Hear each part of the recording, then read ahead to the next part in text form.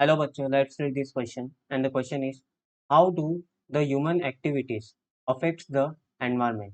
तो हमें क्वेश्चन में क्या बोला है कि ह्यूमन एक्टिविटीज एनवायरनमेंट को कैसे अफेक्ट करते हैं वो हमें यहाँ पे बताना है। तो यहाँ पे जो की कॉन्सेप्ट है, की concept is human activities human activities that affects the environment that affects the environment. Now हम एक्सप्लेनेशन से स्टार्ट करते हैं। लेट स्टार्ट विथ एक्सप्लेनेशन से स्टार्ट करते हैं।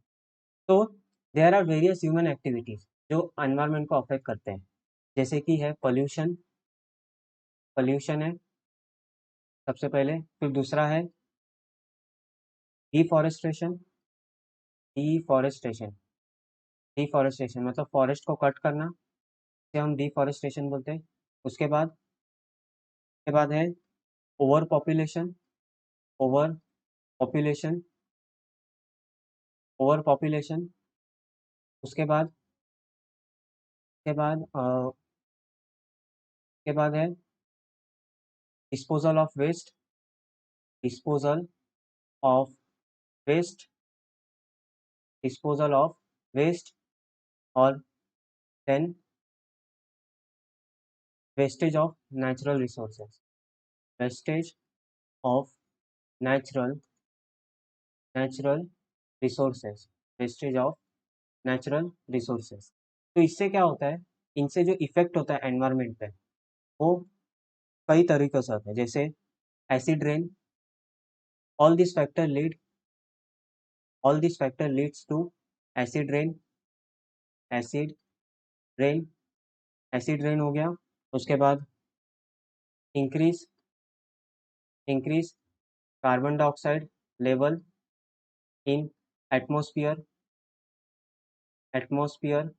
जो क्या कॉज करते हैं एटमॉस्फेयर जो क्या कॉज करते हैं global warming that causes global warming then acidification of lakes acidification of lakes lakes lakes depletion depletion in ozone layer depletion in ozone layer.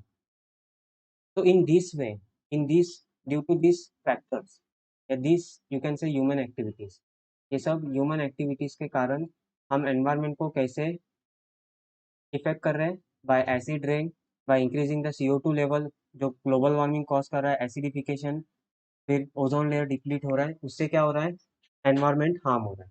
So I hope you will understood this concept. Thank you and best of luck.